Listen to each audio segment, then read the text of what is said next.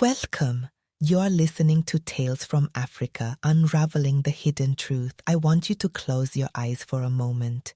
Picture a vast, ancient landscape. The air is warm, heavy with the scent of earth and vegetation. Towering termite mounds dot the savannah, and the distant roar of an unknown beast echoes across the plains. The sun beats down on a scene that hasn't changed for millennia. This place? This is the beginning. And if you are human, if your heart beats and your lungs draw breath, then this is the story of where you come from. In the West, the story of human origins has often been told as a simple, out-of-Africa narrative. A linear, almost straight line from primitive ape to modern man. A march of progress that sees our ancestors leave Africa behind for more civilized shores. This picture is neat, tidy, and fundamentally wrong. The truth is far more complex, far more fascinating, and far more rooted in the African soil than we have been led to believe. For over a century, the search for our earliest ancestors has been dominated by Western scientists and Western perspectives. But as we dive into the deep past, we find that Africa isn't just the origin of humanity.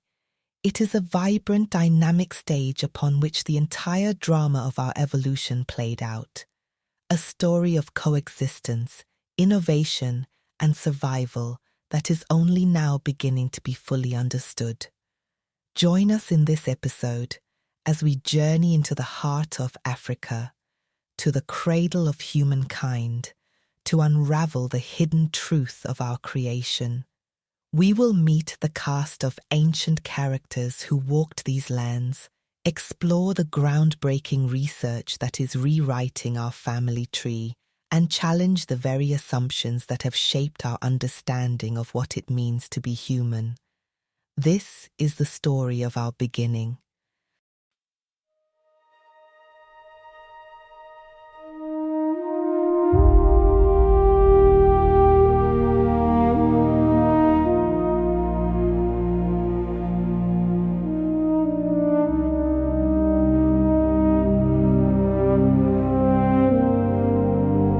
The out-of-Africa model is a powerful and compelling theory. It posits that modern humans, Homo sapiens, evolved in Africa and then migrated out to populate the rest of the world. For decades, this has been the accepted, dominant narrative, supported by a growing body of genetic and fossil evidence. The foundational study that put this idea on firm footing was a landmark 1987 paper analyzing mitochondrial DNA, which showed that the greatest genetic diversity among modern humans exists within African populations, indicating that humanity has been evolving there for the longest period of time. But this story is incomplete. As Dr. Kenilo Molopiane, an archaeologist who leads research in South Africa's Cradle of Humankind, explains, the reality of human evolution is far more like a braided stream than a single river. Human evolution is very, very complex, and you kind of want to view it as a braided stream model. So you have your main river, and from your main river come streams and tributaries. Some link into other streams, some sort of go extinct. This metaphor is crucial. For a long time, scientists thought human evolution was a linear progression, one species slowly transforming into another until we were left, the Homo sapiens, the final, perfected model. The march of progress. But this image, this chain from a stooped ape to a triumphant modern human, is an illusion. In reality, our family tree is not a tree at all. It's a tangled bush, a braided stream with many different species, our ancestors and our cousins, all living at the same time. What this means is that when the first members of our genus, Homo, began to appear, they were not alone. The Africa of 2 million years ago was not a quiet place. It was loud, crowded, and alive with different kinds of upright walking apes, hominins, all sharing the landscape. Our journey into this crowded ancient world begins in a remarkable place, a UNESCO World Heritage Site roughly the size of the District of Columbia, just a short drive from Johannesburg, South Africa. It is known as the Cradle of Humankind. This is a region riddled with limestone caves that have preserved the remains of our ancestors for millions of years. It was here, in 1924, that the world was first introduced to an ancient African ancestor. The discovery was made in a small town called Taung. A workman, extracting lime for the burgeoning mining industry, uncovered the skull of a small child. This fossil, known as the Taung child, was the first evidence that our evolutionary roots ran deep in Africa. It belonged to a new genus, Australopithecus, a creature that walked upright but whose brain was still very small and ape-like. The discovery of the Taung child put southern Africa on the map as a crucial piece of the human origins puzzle. But there was a problem. A dark and deliberate shadow fell over this field of study. For decades, the apartheid regime in South Africa actively discouraged and suppressed archaeological research that might reveal the shared ancestry of all peoples. It didn't want to unearth any evidence that the different racial groups were connected by a common African heritage. They seemed to be this national movement into preserving pure races in the country. I mean, now we understand that all of humanity came from Africa. And so you have 2 points of origins in Africa. The discovery of this skull sort of put southern Africa on the map, particularly South Africa, as contributing to the story of what it means to be human and finding our origins in Africa. And so you started generating this whole idea of humanity and everyone coming from southern Africa, which was a bit of a problem when it came to colonial rule and, the apartheid era and just, people wanting to be very special when in fact they were just like the rest of us. This deliberate suppression meant that a century's worth of research was hindered and the voices of African scientists were silenced.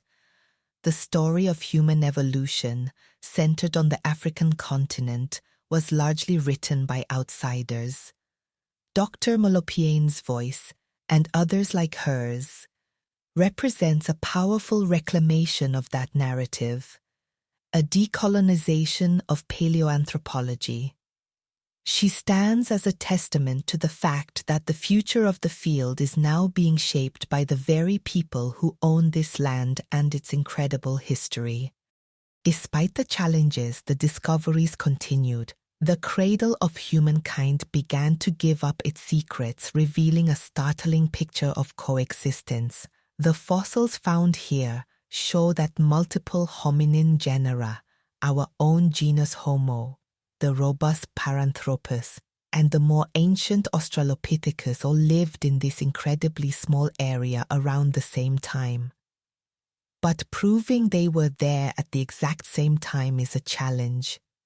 The sediment layers where fossils are found can represent a day, or they can represent tens of thousands of years. How do you prove 2 different species were truly contemporaries?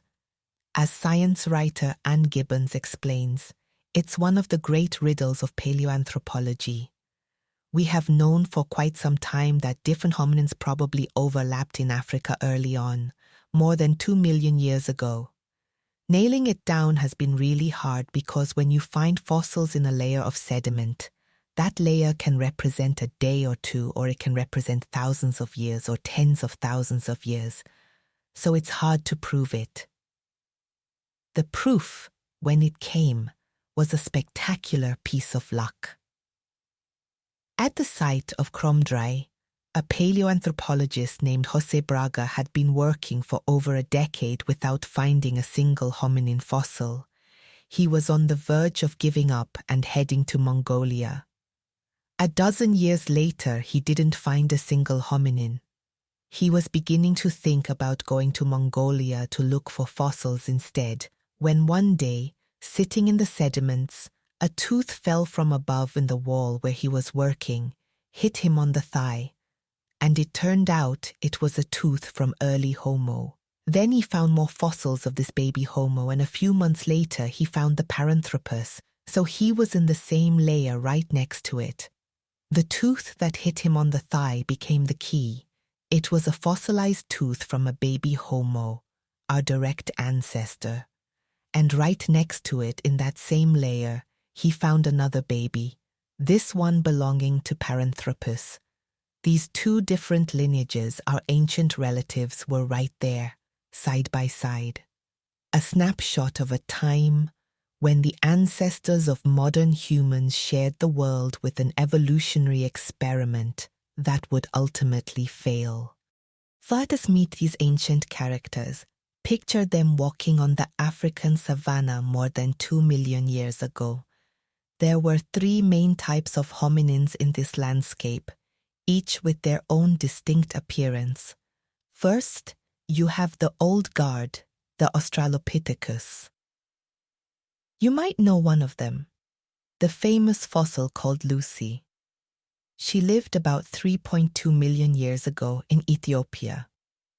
Australopithecus were small-brained and walked upright, but their bodies were still adapted for life in the trees. They had been around for millions of years and were a familiar sight. Then there's the newcomer, Homo erectus. This is the first member of our genus and the first to look more like us. Homo erectus had a bigger brain, a more modern body plan, and was capable of covering long distances. Just a few years ago, a team at a site called Drimolen found Homo erectus fossils dating to about 2 million years ago, suggesting our genus was beginning to evolve in earnest. This is a species that is a key human ancestor that eventually starts to have a much bigger brain and a body plan more like ours.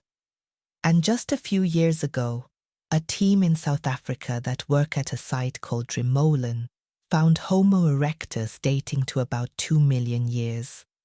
They said that these were the earliest members of Homo erectus. That to me was a really interesting moment when our genus is beginning to evolve, so it begins to look more like us. But who else was around when that was happening? How did that influence it? And finally, there's the odd one out, Paranthropus. The name means beside man in Latin. These hominins were more robust. They had huge heads with massive jaws and thick teeth built for grinding tough fibrous plants. They were hairy, small-brained, and probably not what you'd call a dinner guess. They moved through the landscape, but they were a different branch of the family entirely, an evolutionary sideshow that ultimately died out. Paranthropus was a hominin, was an upright walking. These are all upright walking apes, really, which is what we are. They're upright walking hominins. They didn't really look like us. You wouldn't, as other researchers have said, you wouldn't really necessarily invite them to dinner. Paranthropus is more robust. The first thing you would have noticed about it is this huge head, which seems disproportionate to its small body. So what was life like in this ancient, crowded world? Did these 3 different hominins see each other? Did they interact? We don't have DNA from that far back to prove it, but the fossil record paints a compelling picture. All 3 genera, Australopithecus, Paranthropus, and Homo, lived in the same small geographically confined area. The cradle of humankind is not a vast expanse. The actual caves where these fossils are found are even closer together than the site itself, which is roughly the size of the District of Columbia. We know they were there roughly at the same time, and some of the researchers I talked to all seem to think it's almost hard to believe that they couldn't have seen each other, given how many fossils are at so many different sites. This coexistence suggests a complex ecosystem. Different hominins with different diets and different strategies for survival must have found ways to share the same territory, possibly avoiding direct competition by specializing in different resources. For our genus, Homo, this environment of competition and coexistence may have been the crucible that forged our success.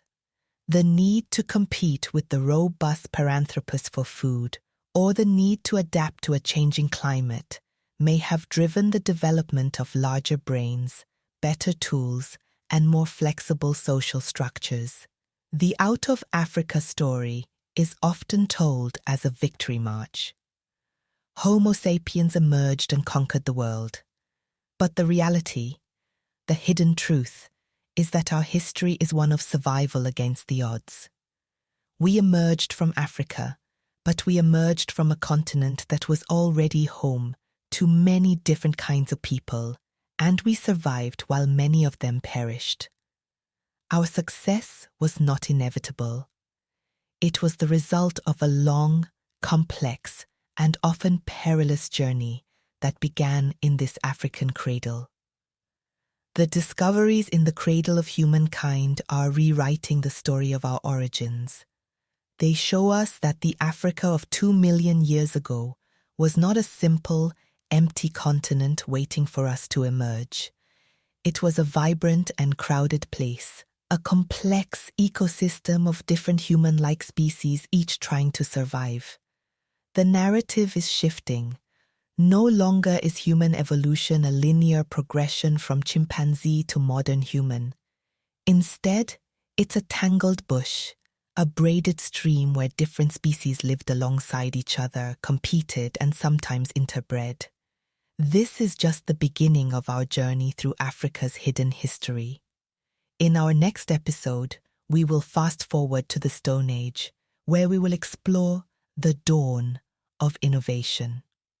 We will look at the first tools, the control of fire, and the intellectual leaps that set our ancestors on the path to becoming the dominant species on the planet. But for now, remember this. When you look in the mirror, you're looking at a survivor, an African, a being whose earliest ancestors lived, loved, and died in the cradle of humankind. Our story did not begin with civilization or with technology. It began with a tooth falling from a cave wall, striking a scientist on the thigh, and telling us a secret we had been waiting millions of years to hear. Thank you for listening to this episode of Tales from Africa, Unraveling the Hidden Truth.